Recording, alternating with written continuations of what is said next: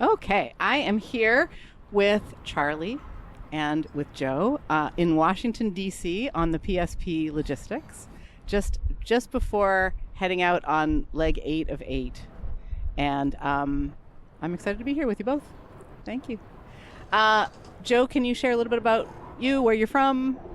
Yep. Tell us what you know. Yep. I'm Joe, 53, from Lancaster in the north of England. Married, and this is my third time being on a leg of Clipper. Wow, the third time. Third time. So I've done a previous edition. I've done 2 legs, and then join in this leg. Okay, very, very cool. Thank you. And Charlie, how about you? Hello. I'm Hi. Charlie from Derbyshire. Okay, where is Derbyshire? I mean, I know it's in England, but where in England? Yeah, in the middle of England. So right in the middle, basically in the Midlands. Cool. Yeah, but I used to hail from his neck of the woods. Our family grew up in the Lake District way back when. And I know nothing about accents. Do you sound like a Lake District person or like a Midlands person? I think I pick up all manner of accents, so I probably don't sound like anything from any of the. I've got a little bit of Welsh in there occasionally. Yeah. So I lived over in Wales. I've got a bit of northeast in me. Yeah. But I think people would more likely to pick me from Derbyshire. Yeah. Wow, cool. And I don't know anything about accents either. Is yours a?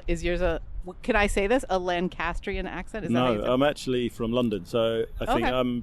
I'm more definitely a London accent. Yeah. Wow, very cool.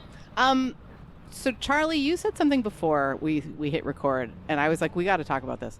You said that people who do this have a really optimistic outlook on life, and I just loved that, and I wondered if you'd share a little bit more about it, Joe, what you thought about it. I just think that's so interesting. To be able to be willing to take the plunge and sign up for this kind of thing, there's got to be something in there with most of us where it's either wanderlust sounds probably the wrong way of saying it, but we've all got something about us which says, look, I want to go for this. And if you do this kind of thing and you're not kind of optimistic and jump in with both feet, etc., I think you're going to find a pretty heavy race, actually, quite a hard experience. So I call it type 2 fun. So yeah, Type you've 2 got to fun. be enjoyed in retrospect.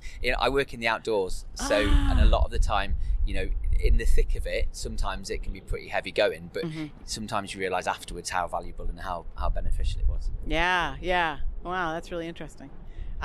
Do you feel the same, Joe? Yeah. There's definitely a like-minded approach. You put in, from your normal day-to-day work life, whether you're working in an office or whatever job and things you do, you're working towards something. You're working to do something else, and that should be your family, your free time, and experiences.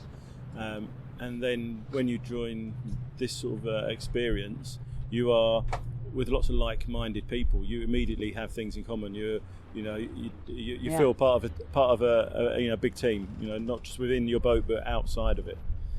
Yeah, that's something else that I've noticed as I've followed you all around the world, is that there's a real camaraderie to this. It's not a cutthroat competition between boats. It's like the boats are all, there are folks that on other boats, and the boats, it feels like a team, and let's just see who wins this time.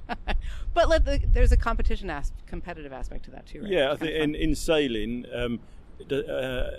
when you're in a boat anyway, if there's another boat in front of you, you naturally want to get past that boat. So that's, I think, within us all anyway. Yeah. But if any boat's got any difficulties or needs something fixing, you'll soon have other people coming over from other boats to support you. Mm-hmm. When you're in the stopover phases like we are now, you go and step into the elevator, and if you see someone with a Clipper wristband, you immediately say, hi, what boat are you on, what you're doing, it sort of opens up that, which is, if you didn't have that, you get into an elevator and you just look at the advertising or look at the buttons, don't you, and just go to your floor.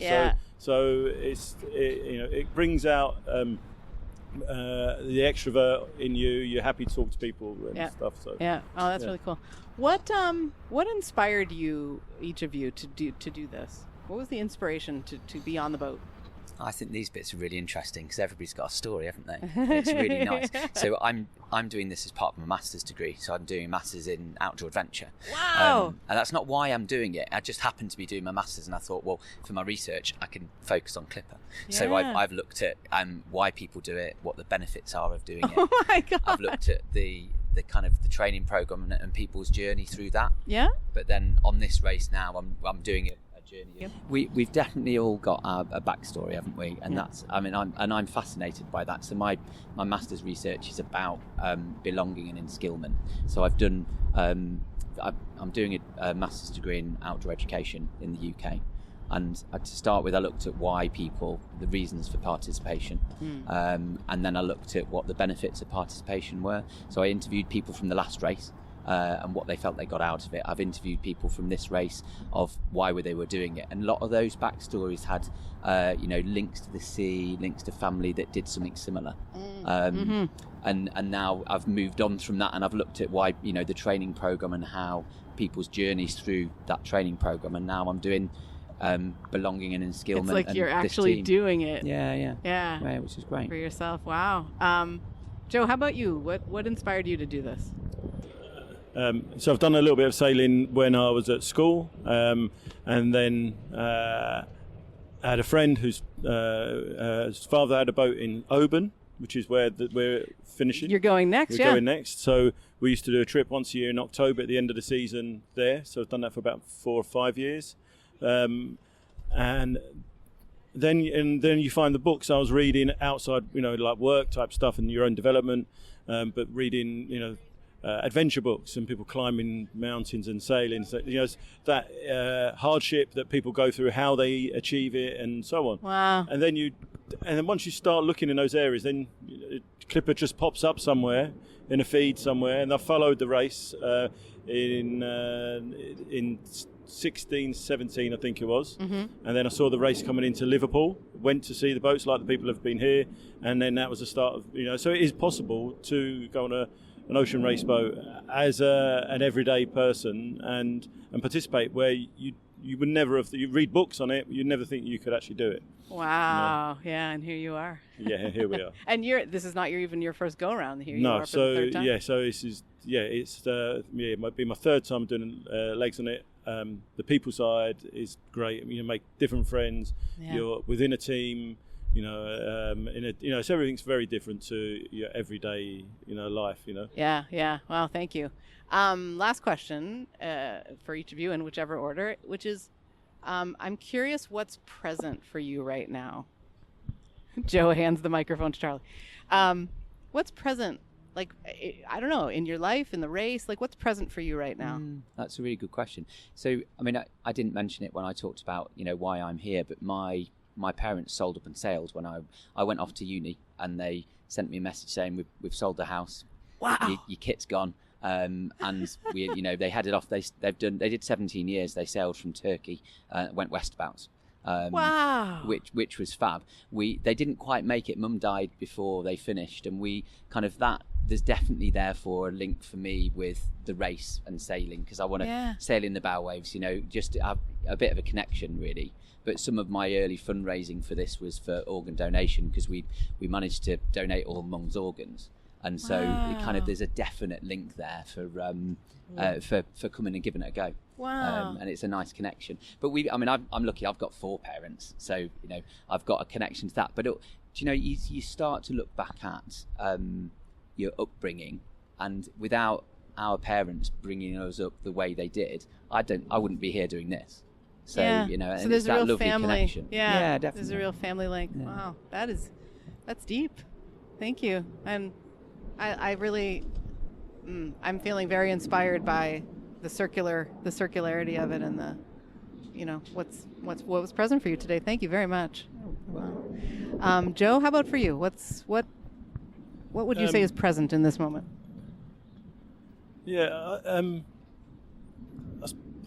Something I haven't really sort of contemplated that type of question, but I think at the moment, I'm present in a place that apprehension in joining a crew that's established, want to participate well with them, want to get the boat ready. The boats are getting old. They need maintenance. They need looking after. Want to participate in that. And also you have thoughts of home and wife and children at home. Yeah. It's a very, when we slip lines, there'll be a lot of people at that point in time really very much living in the present, but you are letting that your home life go for a period of time, and you are very, very, your world becomes very small very quickly. Yeah. Your family is your crew. Yeah. And you can feel quite selfish at times in doing that, but also it's a part of your own development and experience, so you can't kind of not do it. Yeah. Well, I mean, so much of what you say really, really resonates. First of all, the idea that what's present for you is getting the boat ready to go. Yeah. And the idea that, and we talked about this, I got to meet you a few days ago, and we talked about this then, that the feeling that you had of respect as you're coming on from people who've been doing this for so long, and you feel just like them. You know what I mean? You're being helped, invited to feel just like them. Is that accurate? Yeah, definitely. Yeah. And we, within our crew, we've all been made to feel really welcome. But there's that little bit of apprehension still there. Yeah. When you haven't done it yet, right? No, and when you join late on in the race, like we're doing now, the boat's culture, its values, its methods, they're all pretty set. Yeah. And my last time I was at the beginning of the race, you're part of that development, and here we've got to adjust ourselves to the development of it rather than shape it. Yeah. So that creates maybe for me a little bit more apprehension. Yeah. And just thinking too about family, right? Like you'll get to set all that aside for a little while and be really here. Yeah. You do. You do. Your world just gets smaller. The sunrise, sunsets, moonrise, sets. The world just, from each watch to watch. Yeah. Even the normal 24-hour day disappears. Yeah. Well, and just as we're wrapping up, I think something that comes back to me is we started out talking about the optimism of doing this in the first place, and part of that is seeing them as celebrating them for being able to be okay while you're out here, and that they're giving you the invitation to just enjoy this and be here for it. So that's awesome. For me, that's my wife came out. She was going to stay to race start. I think she recognised that I needed to take time to bed into the boat and to the people, and for her, she's just an onlooker in that, and can end up, and I can't force her to come to every crew event every time we're doing something. She's on the outside, so she recognises that this is for me. She's really proud of me. My children are really proud of me, what I'm doing, but it's quite a selfish endeavour to do. It really is, So, but absence makes the heart grow fonder, as they say. Yeah. Don't we all and this say is that? Yeah, you're absolutely right. I think I've got a big thank you to my wife, actually, because she's, they have to sacrifice a lot for us to be here, don't they? And so, we get to go and have a bit of fun. And hopefully, our boys, you said your boys are proud of you. I think one of mine's not quite so convinced that it's a great idea. Yeah. And the other one's like, go for it, Dad. But hopefully they'll see it as, I want to show them that the world's I say if you look outside the window, it's a welcoming place. Yeah. You got to go and explore that. And us doing this is a small part in adding to that for others. Well, that makes me think of whether they see it this way or not, what you're doing is expanding their view of what could be done, of what's possible, for without them. a doubt. So, well, thank you both very much, Joe and Charlie. It's been really wonderful to meet you and talk with you, and I'm glad we got to do this. Thank you. Yeah, cheers.